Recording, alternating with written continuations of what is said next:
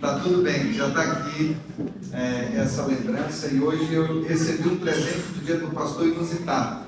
Eu fui lá na igreja da Boa Viagem, obrigado.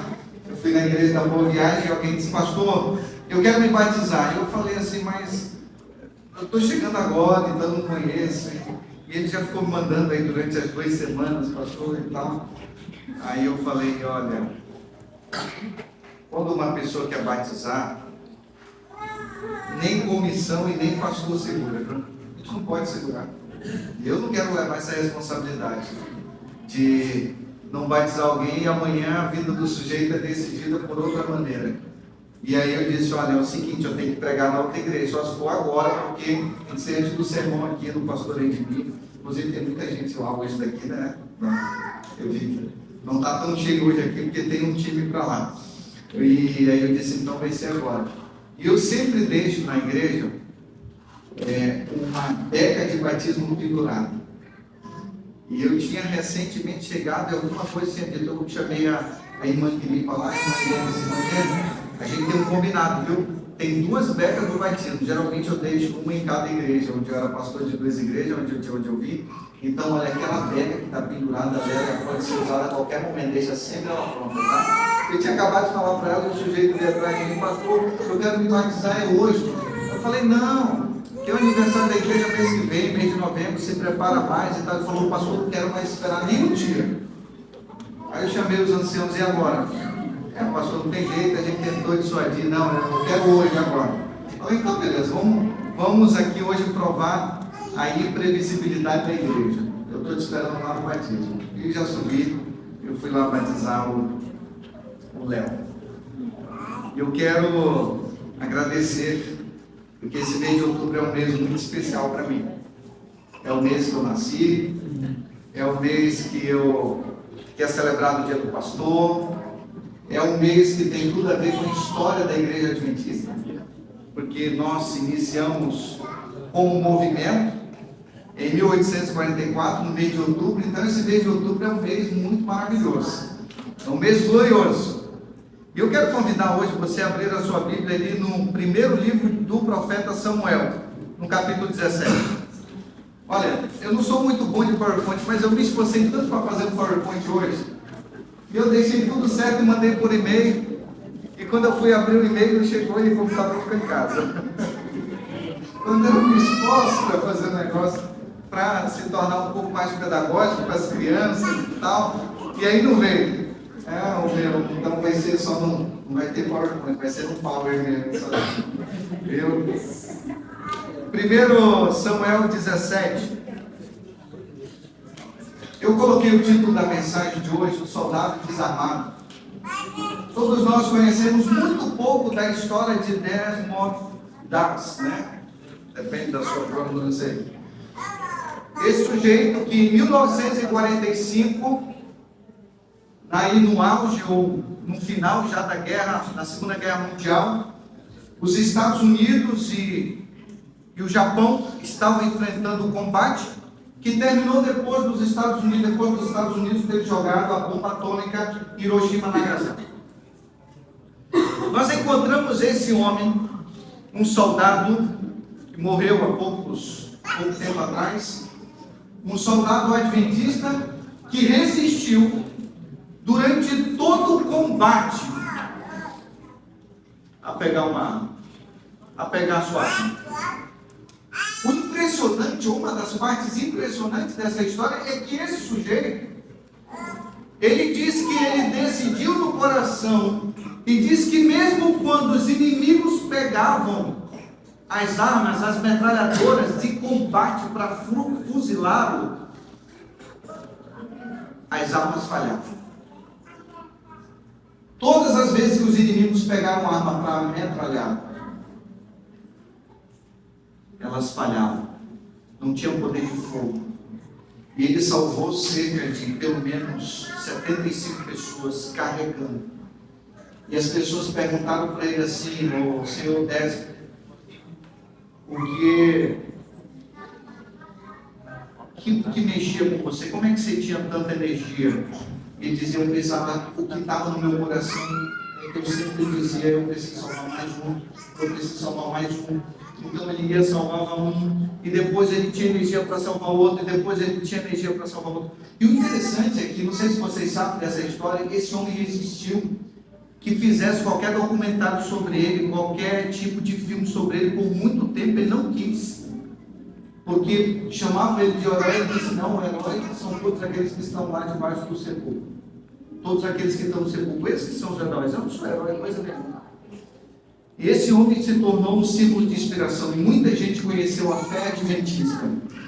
Inclusive o Mel Gibson, que foi o grande, né, ícone para fazer. A princípio ele tinha resistido a não querer fazer esse filme, o roteiro e tal. Ele foi convencido pela história e mandado chamar o homem, e ele, com muita relutância, foi elaborou o roteiro do filme, né? Um filme extraordinário. Quem não assistiu ainda, aconselho a você assistir, inclusive no dia de hoje. Em vez de você dormir muito hoje, eu espero que você não durma, mas se você for fazer seu trabalho sonário hoje, por favor, você assista esse filme. Vai ser interessante para você saber que é possível você lutar apenas com uma arma invisível. 1 Samuel capítulo 17.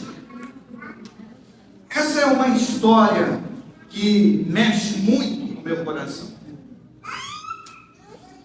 Primeiro porque esse sujeito aqui, que é o protagonista da história, ele é o personagem mais citado da Bíblia. Não sei se vocês sabiam. Só pede para Jesus. Segundo pesquisas aí que eu fiz algumas e fui a fundo, ele é o sujeito mais citado da Bíblia. Antigo Testamento é esse sujeito.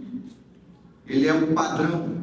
Ele é o sujeito que aparece nas páginas das Escrituras com maior frequência.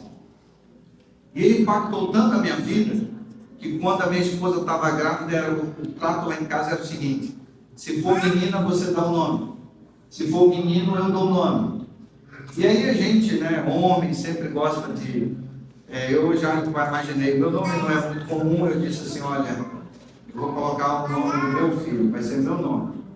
Aí minha esposa: não, meu nome é menino, diferente, o menino vai sofrer na escola e tal, aquela coisa toda. E eu fiquei pensando, a gente sempre ouve, né? Um bom marido sempre ouve bem a esposa, eu acho. E aí, então, eu fiquei pensando, e eu estava fazendo meu livro exatamente quando o menino estava para nascer. Exatamente, eu estava passando por esses trechos da Bíblia, e eu fui mais uma vez compelido a aprofundar sobre esse personagem, esse patriarca, esse rei. E aí eu encontrei, disse: peraí, deixa eu dar uma pesquisadinha. E aí quando eu encontrei o nome mais citado da Bíblia, esse menino, o nome Davi, significa amado. Não sei se algum de vocês sabiam, significa amado, aquele que é amado no sentido que ele é gracioso, ele é contagiador, contagiante. E aí então eu digo: olha, então pronto. Eu cheguei um dia para minha esposa e disse: olha, já decidi o nome do meu filho, nosso filho. Como agora sou eu, ela disse: qual é? Eu disse: Davi. E por isso, o nome do nosso filho é Davi, inspirado na história desse grande personagem que eu quero estudar com vocês hoje. 1 Samuel 17.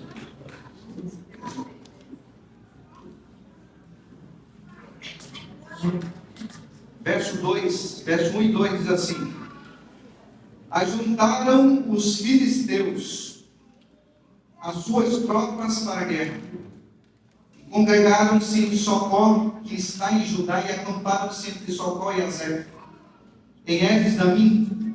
Porém, Saul e os homens de Israel se juntaram em um acampamento no vale de Elá, e ali ordenaram a batalha contra os filisteus. Estavam estes no monte do lado além, os israelitas do outro lado, daqui, e entre eles o vale. Então saiu do arraial dos filisteus um guerreiro, cujo nome era Golias, de Gate, da altura de 6 côvados e 1 palmo. Isso equivale, segundo o texto sagrado... Perdão? Tá, já traz aí definido, 2,90 m. Eu fui buscar alguns, e eles chegam a colocar de 2 metros e 90, 2 metros e 93, alguns ali com muita fé colocam até 3,30. John Davis, por exemplo, é um deles, que é um grande comentador, um dicionário bem respeitado no mundo cristão, chega a colocar a variação. Mas aí, de maneira normal, nós encontramos 2,90, 2,93, a altura contra 1,70 metros de altura, que era a altura de Davi, provavelmente. Nós encontramos aqui nessa história algumas curiosidades. Primeiro, porque você sabe qual é a maior batalha da Bíblia? A maior batalha da Bíblia não é a mais sangrenta. A maior batalha da Bíblia não é a que tem o maior número de exércitos. Não é a batalha que tem o maior número de guerreiros lutando. Ela acontece apenas entre 2 pessoas. Essa é a maior batalha da Bíblia. Parece fazer eco às nossas histórias, os nossos dilemas, as nossas lutas do dia a dia. Porque o que tem a ver a história de Davi com Golias se eu não trouxer a história do Davi e do Golias para a minha vida? A maior batalha da Bíblia não são entre 2 exércitos, mas entre 2 pessoas. E aqui nós encontramos essa batalha acontece ali 20 quilômetros do sudoeste de Belém. Lembra que Davi era de Belém? Belém é Efrata. Sabe que essa era uma cidade que a Bíblia faz questão de mencionar, porque ela é aplicada a Benjamim. Benjamim foi o único filho de Jacó que nasceu na terra prometida. Os outros, nenhum deles nasceram. Por isso que quando Paulo vai fazer a defesa lá em Coríntios, dizendo quem ele é, ele disse assim: eu sou hebreu de hebreu da tribo de Benjamim. Por que Paulo disse isso? Porque foi o único patriarca que nasceu na terra prometida, foi Benjamim, da tribo de Benjamim. Então aqui ele está fazendo uma menção, era a terra da promessa. Então ele coloca aqui 20 quilômetros de Belém, a 30 quilômetros ao oeste de Jerusalém, no Vale de Elá. Você sabe o que significa o Vale de Elá? Eu trouxe essas imagens aqui para mostrar para vocês, ou tinha pensado que tinha trazido. E você vê um vale de 2 quilômetros, e foi lá embaixo a luta entre esses 2 guerreiros. Elá significa um vale do carvalho. É ali onde Davi lutou, enfrentou esse gigante. Um veterano de guerra e um adolescente inexperiente. Nós encontramos ali o nome. Você sabe o que significa o nome Davi? Eu falei que é amado, mas você sabe o que significa o nome Golias? Significa exilado. E literalmente isso acontece na vida dele. Por que eu resolvi pregar hoje isso? Porque se existe uma coisa que todos nós não temos que ter dúvida, é que nós estamos no combate. É uma luta. E eu trouxe aqui 4 lições dessa história. Essa história mexe muito comigo pela história, porque eu gosto muito desse personagem, porque Davi é um menino que saiu do anonimato para ser o protagonista da história. Inclusive, se você conversar com um judeu hoje, e você perguntar para ele quem é o Messias, ele diz: o Messias é uma espécie de um Davi, porque Davi ficou marcado na história do povo de Israel como um modelo do Messias. É por isso que Mateus, quando ele inicia o evangelho dele, ele coloca no primeiro verso o nome Davi, porque quando você pega um nome no hebraico, os hebreus, eles não tinham esses números arábicos que nós temos hoje. Então eles faziam, quando eles queriam, eles pegavam a letra e transformavam no nome, que é chamado de gematria ou gematria. Então o nome, se você pegar o evangelho de Mateus, por exemplo, ele diz assim, de Abraão até Davi, 14 gerações. Já leram lá isso na genealogia? De Davi até o exílio, 14 gerações. Do exílio até Jesus, 14 gerações. Sabe o que Mateus está querendo dizer? Mateus, ele diz o seguinte: o nome Davi, se você transformar ele em número, dá exatamente 14. Só que se você for contar as gerações, não dão 14. Do exílio até Jesus, não dão 14 gerações. Mas por que Mateus então está insistindo que de Abraão até Davi são 14, de Davi até o exílio 14, do exílio até Jesus 14? Porque ele está querendo dizer que, na verdade, o novo Davi chegou, o Messias chegou. Então a defesa do evangelho de Mateus é dizer que Jesus é o novo Davi, é o rei de Israel, é o rei que veio da tribo, da raiz de Davi, que chegou agora. Por isso que ele começa dizendo, por isso Davi tem um nome tão importante na história bíblica. que no livro do Apocalipse ele aparece o leão da tribo de Judá, a raiz de Davi. E aqui nós encontramos então nessa história algumas curiosidades. Acharam para mim aqui. Obrigado. Muito obrigado, Davi. Davi, né? Davi. Esse é o vale. Essa imagem aqui já está ótima para mim. Essa imagem aí. Eles desceram, os filisteus estavam do lado, o povo de Israel do outro lado. E aqui algumas curiosidades dessa história. Primeiro, porque essas tropas, elas já estavam armadas ali durante 40 dias. 40 dias eles estavam ali lutando. Comiam, bebiam, formavam as fileiras e dormiam. Comiam, dormiam, formavam as fileiras e ficavam ali, marchando de um lado para o outro, mas ninguém tinha coragem de descer esse vale para enfrentar. Descer o vale, ninguém. Até que um dia, o Jessé, já idoso, chamou Davi e disse: Davi, deixa um pouco as tuas ovelhinhas aí, e vai lá ver como que estão os teus irmãos, porque tinham 3 irmãos que estavam lá no exército. Pega aqui, leva 10 pães para eles, leva queijo para o capitão, vê lá como é que estão os meninos. Só que o livro Patriarcas e Profetas, para quem acredita, que Ellen White é uma profetisa de Deus, na página 645, Ellen White diz que quando Jessé incumbiu Davi para essa missão, ela diz que havia uma outra incumbência, uma incumbência sobrenatural, e essa incumbência sobrenatural era um anjo de Deus que na madrugada tinha aparecido e tinha dito para ele: você vai vencer, é você que vai lá libertar. E você percebe que quando você estuda o texto sagrado, você descobre que Davi, ele não chega com dúvida, ele já chega com um triunfo. E nós vamos ver aqui o texto. Não dá para a gente estudar tudo pelo tempo, mas ele então, o verso 4 diz: então saiu do arraial dos filisteus um homem guerreiro, nome Golias, de Gate, da altura de 6 côvados e 1 palmo, trazia na cabeça capacete, trazia caneleira, verso 6, verso 7, a arte de sua lança era como eixo de tecelão, verso 8, parou, clamou às tropas de Israel e disse: para que saís formando em linhas de batalha? Não sou eu filisteus e vós servos de Saul? Escolhei dentre vós um homem que desça contra mim. Se ele pelejar comigo e me ferir, seremos vossos servos. Porém, se eu vencer e o ferir, então serei dos vossos servos e vos servireis. Disse mais o filisteu: hoje, aqui está o pecado dele. Hoje afronto as tropas de Israel. Dai-me um homem para que ambos pelejemos. Aí o verso 11, o escritor diz assim: ouvindo Saul e todo Israel estas palavras dos filisteus, o que eles fizeram?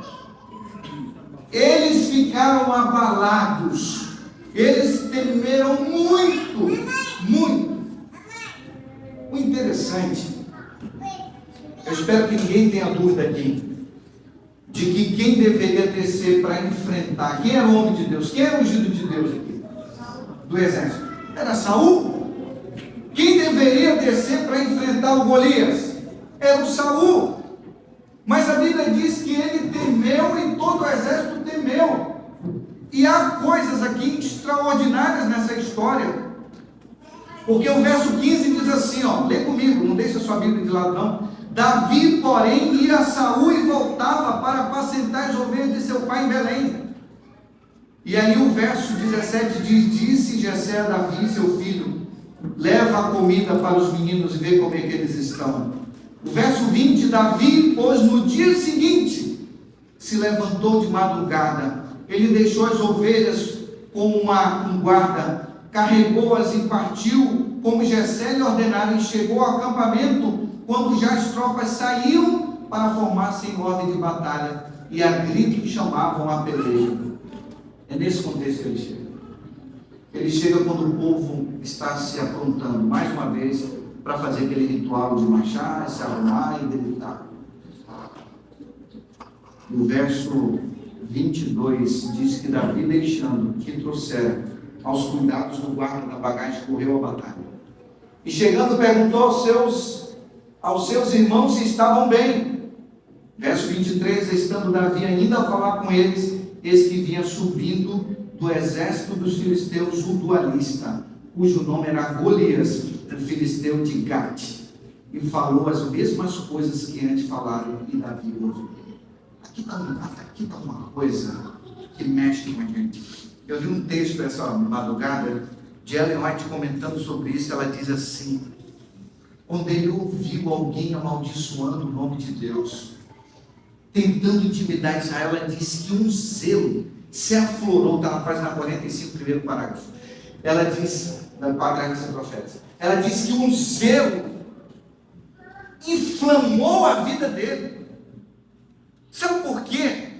Porque aqui Davi já era conhecido como homem de Deus. Davi aqui era ungido de Deus. Samuel já tinha ungido ele. E ele não foi ungido e assumiu o trono de Israel no outro dia, não. Ele ficou esperando o momento certo, porque quando Deus tem promessa para nós, o que ele faz? Ele nos deixa em um momento de preparo. Davi foi ungido, mas estava em um momento de preparo. O processo estava começando na vida dele. E quando Deus nos unge é assim. Quando Deus tem chamado para nós, quando Deus tem promessa para nós, Ele pode até mandar alguém nos ungir, nos visitar, nos animar, pregar no nosso coração, cantar na nossa alma, mas não quer dizer que as coisas têm que acontecer nesse exato momento. Davi já era um homem ungido. A Bíblia diz lá no capítulo 14 que quando Samuel ungiu Davi, diz que o Espírito de Deus se apossou dele. Agora, quando ele vê alguém amaldiçoando o nome de Deus, diz que o zelo dentro dele se consumiu. Ele não aceitou alguém, porque naquele tempo se acreditava que alguém que amaldiçoava o nome de Deus era morto pelo próprio Deus. Lembra que a esposa de Jó disse: amaldiçoa o teu Deus e morre. Eles acreditavam, alguém que amaldiçoa o nome de Deus, ele morre imediatamente, porque Deus o pune. Esse homem aqui é consumido pelo zelo de Deus. Sabe, existe uma coisa nesse mundo que às vezes as igrejas, os cristãos precisam ainda se levantar, é ter zelo por Deus. Não ter zelo pelas doutrinas, não ter zelo pelos costumes, não ter zelo pelos seus caprichos, não ter zelo pela sua cultura, mas ter zelo por Deus. Deus está buscando pessoas no mundo hoje onde Ele possa buscar e dizer: tem algum homem, alguma mulher que tem zelo por mim. Teve um outro que se levantou no passado que tinha zelo por Deus, um sacerdote, quando 24 mil pessoas caíram porque foram lá adorar Baal. Lembra desse episódio? Lá no livro de Números, quando aquele profeta apostatado chamado Balaão foi lá e ele incentivou Balaque a mandar as meninas mais sensuais, mais bonitas para ir no território do povo de Israel, chamá-los para uma festa, para um carnaval, e eles foram. E daqui a pouco vem um israelita adentrando no meio de Israel com uma menina para ter relação sexual dentro do povo, do exército, lá no meio do acampamento do povo de Deus. E o que foi que o filho de Arão fez? Ele pegou ali e atravessou, matou os dois. E a Bíblia diz naquele texto que se não fosse aquele zelo daquele sacerdote ter matado e ter ferido aquele casal, a ira de Deus tinha consumido o povo de Israel naquele dia. Ainda há pessoas que têm zelos por Deus. Lembre-se, zelar por Deus não é se preocupar apenas com a vida do outro. Zelar por Deus não é você se preocupar com os seus caprichos pessoais. Zelo por Deus é ter zelo pela santidade de Deus. Davi tinha zelo pela santidade. O nome de Deus estava em jogo. E quando o nome de Deus está em jogo e você vai para o campo de batalha, se você perde, Deus perde. Você é a única pessoa do seu trabalho que é cristão ou que é cristã. Você está no campo de batalha. Se você perde, Deus perde. Se você ganha, Deus ganha. É assim que é. É assim que nós somos levados a pensar. Nós somos testemunhas. Tem muita gente que quer ser um intelectual da fé, advogado de Deus, mas Deus nunca chamou a gente para ser advogado dele. Deus chamou a gente para ser testemunha. Porque todos aqui que são aqui, imagino, do campo do direito, sabem que o que convence um juiz não é o advogado, é a testemunha. É a testemunha que se levanta e diz no meio do júri e diz assim: ó, eu vi o que foi que aconteceu, eu ouvi. E algumas delas são tomadas por emoção e choram. Elas testemunham o fato de uma maneira convencido pelo que a testemunha viu. Deus nos chamou para sermos testemunhas e não advogados. Tem muita gente que quer ser advogado de Deus. Deus não precisa de advogados. Deus precisa de testemunha. E vocês serão as minhas testemunhas. Davi se levanta como um zeloso de Deus. Se levanta como um menino. A sua estatura e o seu tamanho e a sua idade estavam completamente fora da lista de convocados. Mas naquele dia um anjo do Senhor o convocou pela manhã cedo, diz. E ele se levantou. E quando ele viu alguém, no verso 23, amaldiçoando, tentando intimidar o povo de Deus, ele se levanta. Eu já fechei aqui o tempo. Eu quero ir para o verso 31 para tirar 4 lições. Eu quero que você note essas lições, por favor. No seu coração, na sua Bíblia, num pedaço de papel, alguma coisa, porque agora eu vou relacionar a história dele com a sua história. Verso 31 diz assim: ouvidas as palavras que Davi falara, anunciaram-nas a Saul, que mandou chamá-lo. Davi disse a Saul, olha só, olha o que Davi disse para Saul. Nota bem na sua Bíblia: não desfaleça o coração de ninguém por causa dele. Teu servo irá e pelejará com os filisteus. Davi, ele tem 3 preocupações aqui nesses 2 versos. A primeira preocupação que ele tem é com Deus. Ele tem um zelo por Deus. Está claro. O zelo consome. O segundo zelo que ele tem é que ele vai lá para o Saul e diz assim: ó, não desfaleça teu coração, não. Nem do exército aqui, porque eu vou lá e vou lutar. Davi tem zelo. Davi está protegendo o rei. Davi está preocupado com o exército. Então ele tem 3 preocupações: Deus, o nome de Deus, zelo por Deus, preocupação com o ungido de Deus, que era o Saul, e preocupação com o exército. Ele disse: teu servo, vai lá. Você consegue sentir a fervura da fé de Davi? Consegue sentir a força da sua comunhão com Deus? Davi é um homem intrépido que é mandado do seu pai idoso para ver como estão os irmãos e traz a notícia para mim, disse o velhinho. E ele literalmente volta não só com a notícia de que eles estavam bem, mas ele trouxe os seus irmãos para casa naquele dia. Ele trouxe os irmãos e disse: papai, o senhor mandou eu ir lá ver como é que estavam os meninos? Pois é, papai, os meninos estão aqui. É claro que a notícia deve ter chegado antes para o pai, porque aquele soldado não convocado, inexperiente, foi o guerreiro que Deus escolheu para ele. 4 lições. A primeira lição está no verso 32, que eu quero tirar aqui com vocês. Sabe por que Davi no verso 32 diz assim, ó: não desfaleça o coração de ninguém por causa dele. Teu servo irá e pelejará contra o filisteu. Primeira lição que eu quero tirar. Sabe por que Davi não se intimidou? Porque o olhar de Davi não estava lá no gigante. O olhar de Davi estava na guerra, estava na luta. Ele não queria saber a altura dele. Ele não queria saber se ele era negro, se ele era branco, se ele era malhado, se ele era gordinho, se ele tinha experiência ou se ele era inexperiente. A primeira coisa que a lição é que o olhar de Davi não estava no gigante. Você pode perceber aqui que na construção do texto ele nem usa a expressão gigante. Ele usa assim, ó, incircunciso, o filisteu, porque o olhar dele está na batalha. Ele não queria saber se era grande, se era pequeno. Ele tem uma fé inexpugnável, porque o olhar dele está na batalha, está na guerra, está decidido. Ele não queria saber se era 1 ou 2. Eu queria chamar você nessa manhã aqui, olhar para mim. Você não pode, irmão, minha irmã, meu irmão, meu jovem, minha ovelha em Cristo Jesus. Eu quero motivar você nessa manhã, incentivar você a se render. Eu vou martelando na cabeça do sujeito. pregando o dia da igreja, eles estão do ladinho um do outro. Depois do culto quero falar com vocês, viu? Aí vieram, estão lá, estão noivos.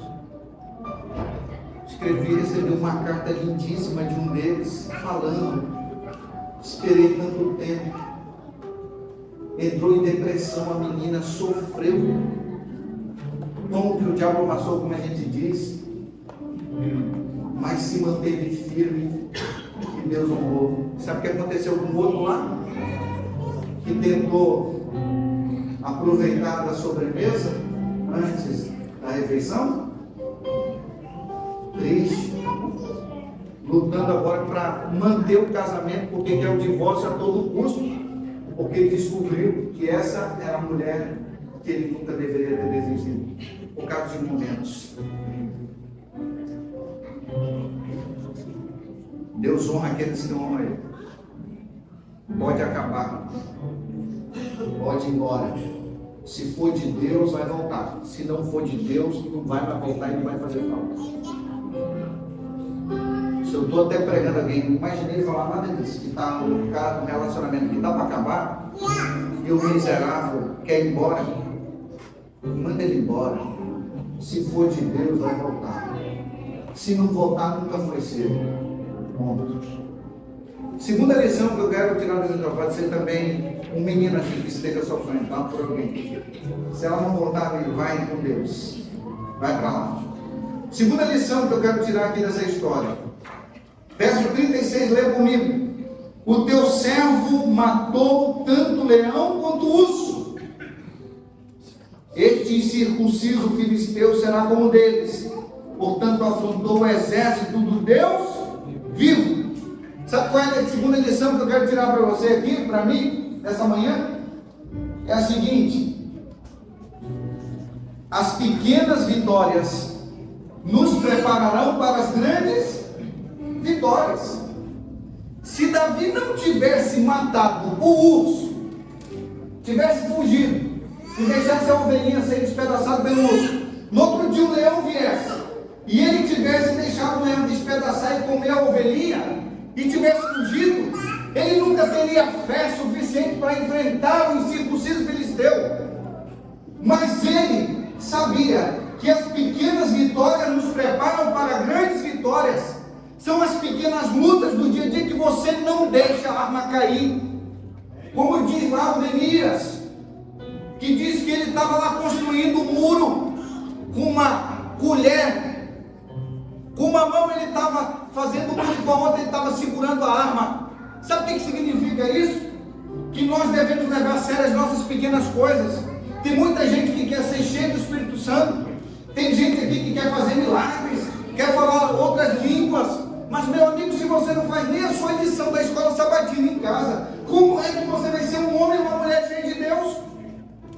Se você não é capaz de cuidar nem da sua pretendente, namorada espiritualmente, como é que você vai querer levar essa mulher para ser sua esposa dentro da sua casa? As pequenas vitórias nos prepararão para as grandes vitórias. Davi só venceu o gigante porque um dia ele não arredou o pé da responsabilidade dele de enfrentar um urso e um leão, e aquilo eram responsabilidades, aquilo preparou, aquilo desafiou para enfrentar os maiores desafios da sua vida. Terceira lição e penúltima lição dessa manhã, capítulo 17, 38. Saul vestiu a Davi de sua armadura e lhe pôs sobre a cabeça um capacete de bronze e o vestiu de uma couraça. Davi cingiu a espada sobre a armadura, experimentou andar, pois jamais havia usado. Então disse Davi a Saul, o que foi que ele falou? Lê comigo. Não posso andar com isto, pois nunca usei. E Davi tirou aquilo sobre si. Vem cá, olha para mim, já estou terminando. Olha para mim, isso aqui é muito forte. Você já prestou atenção que tem muita gente querendo transferir responsabilidade para a gente? Foi o que Saul tentou fazer. Saul tentou transferir uma responsabilidade para Davi com a roupa dele, dizendo assim, se o menino morrer, pelo menos eu fiz a minha parte de transferir a responsabilidade. Só que responsabilidade espiritual não se transfere. E aqui eu quero falar com os pais, os esposos aqui, as esposas, que às vezes têm uma responsabilidade, porque é a única que é cristã em casa. Olha para mim, responsabilidade espiritual não se transfere a ninguém. Pastor não transfere responsabilidade espiritual para ancião, ancião não transfere para diácono, pai não transfere responsabilidade para filho. Na parábola das 10 virgens, as mulheres foram lá e disseram assim: ó, dai-nos do teu azeite. Ela disse: não, vai comprar o de você, porque eu não sei qual é a medida que vocês precisam. Eu sei da que eu preciso. Responsabilidade espiritual não se transfere para ninguém. Pai, Deus quer conversar com alguns pais aqui. Acordaram de madrugada, levantaram da cama, acorda. Eu sei que você vai até 1h da manhã trabalhando às vezes, mas de manhã cedo seus filhos têm que tropeçar no seu joelho. Acordou de manhã, o filho chorando, andando: cadê o papai? A mamãe tropeçou no pé do pai. Está orando, o papai está orando, a mamãe está orando. Infelizmente, alguns já acordam vencidos pelo diabo e pelo vício, porque a primeira coisa que eles pegam de manhã ao levantar é o celular, para saber quem curtiu, quem postou, quem comentou, o que as pessoas estão vendo, qual é a notícia do dia. Meu amado irmão, minha amada irmã, nós estamos nos preparando para ir para o céu. E Saul tentou transferir a responsabilidade espiritual para Davi, e naquele dia, com aquele ato, ele transferiu o governo também. Porque a partir daquele dia Deus diz assim: sacramentou. Ele não é mais rei de Israel. Fugiu da responsabilidade. Não fuja da sua responsabilidade. Como mãe, como pai, como filho, não fuja da sua responsabilidade. Deus vai cobrar isso de você. Hebreus 2, verso 13. Diz lá que Deus vai fazer uma pergunta. Ele vai perguntar assim: ó, eu estou muito feliz aqui no dia do juízo, porque eu vi que você comprou um carro bonito. Eu estou muito feliz porque eu vi que você passou num emprego e num concurso muito difícil de passar. O vestibular que você enfrentou, você derrotou 300 pessoas, que era 300 por vaga. Parabéns. Jesus não vai dizer isso no inferno. Ele só vai fazer uma pergunta. Hebreus 2, 13.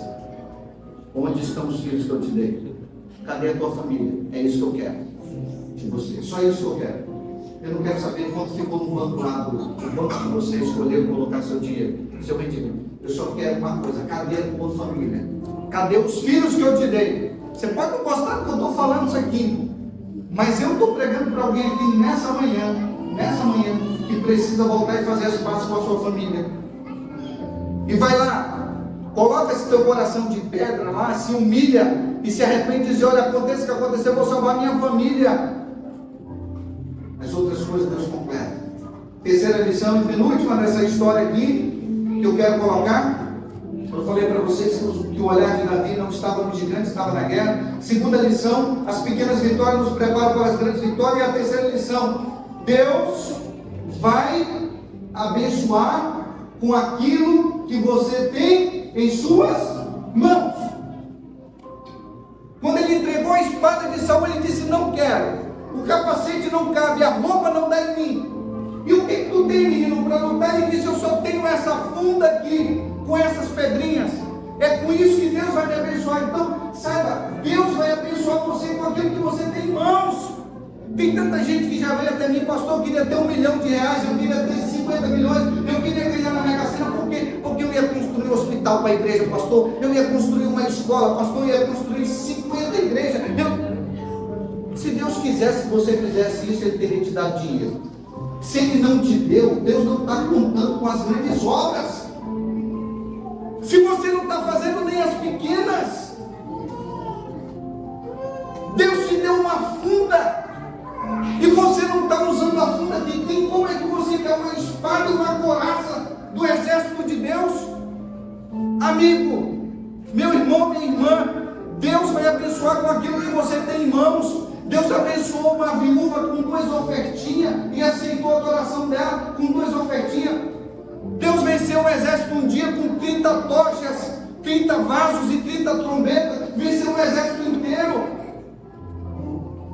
Tinha um exército rodeou durante 7 vezes, durante 7 dias. Depois, no último dia, 7 vezes ao redor de uma cidade inteira, que era impossível.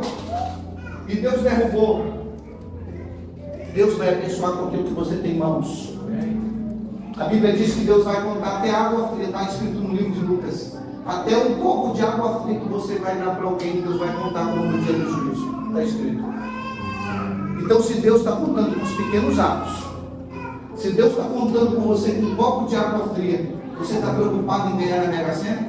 Você está preocupado em ganhar milhões e bilhões de reais para ajudar a obra que Deus ajuda com o que você tem em mãos? Deus está contando com o pouco que você tem.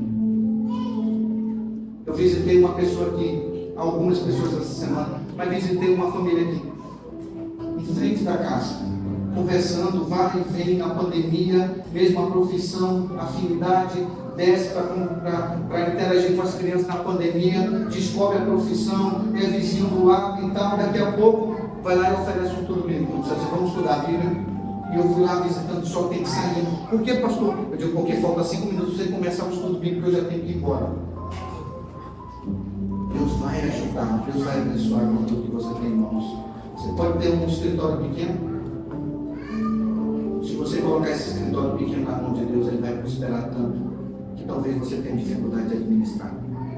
Um dia alguém emprestou ao professor Esther 5 pães e 2 peixinhos na mão de Deus. O que Deus fez com esses 5 pães e 2 peixinhos? 5 pães e 2 peixinhos na mão dele, na mão de Deus, abençoou 5.000 pessoas e ainda sobrou 12 cestos. Deus vai abençoar você com aquilo que você tem em suas mãos para consagrar para Deus. E a última coisa para a gente orar, verso 47, para mim a lição mais importante é essa aqui. Verso 46 e 47 diz assim: hoje mesmo o Senhor entregará nas minhas mãos, ferir-te-ei, tirar-te-ei a cabeça, e os cadáveres do arraial dos filisteus darei. Hoje mesmo as aves dos céus e as bestas feras da terra, e toda a terra saberá que há um Deus em Israel. E o verso 47, o que ele diz? Lê comigo, eu estou no último verso para orar. E saberá toda esta congregação. O Senhor salva, não com espada, nem com lança, porque é do Senhor, e Ele. Quarta e última lição que eu quero tirar com vocês.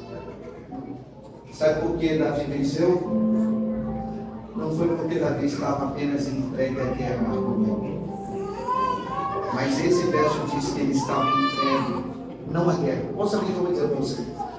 Davi venceu não foi porque ele estava entregue à guerra. Ele venceu porque ele estava entregue ao Deus da guerra. Ele disse, olha lá, não com espada, porque do Senhor, ele estava entregue ao Senhor da guerra. E aí? Você está com medo ainda? Você está tremendo ainda de medo?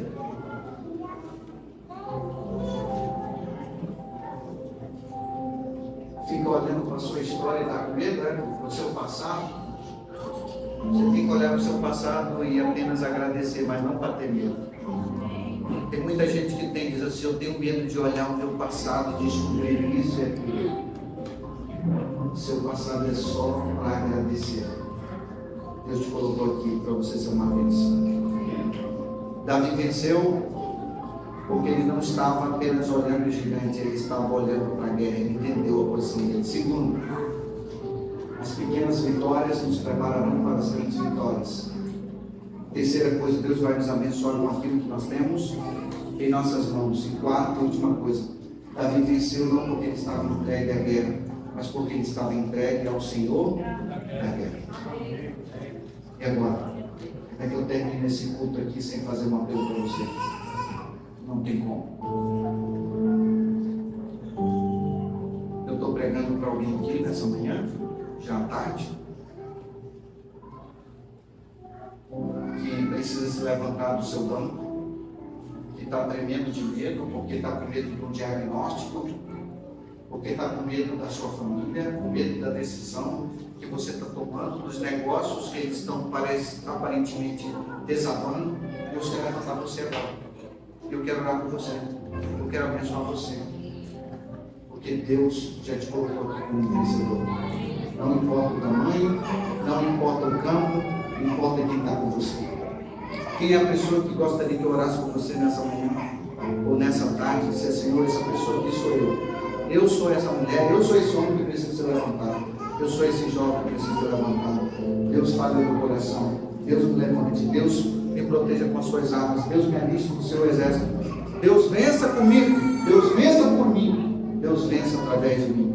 Quem é essa pessoa? Esse homem, essa mulher, aleluia. Louvado seja o Senhor. Levanta, eu quero orar por você mesmo. Quero orar nessa manhã. Suplicando a bênção do Senhor na sua vida. A gente descobre que, na verdade, de todo o exército de Israel, embora o título seja o soldado desarmado, era o único que estava armado. Todos os outros estavam armados, mas estavam desarmados. Mas ele era o único que estava desarmado, mas armado. Você vai sair hoje daqui com essa segurança no seu coração. Você tem que crer nessa palavra. Desarmado, mas armado. Esse sou eu.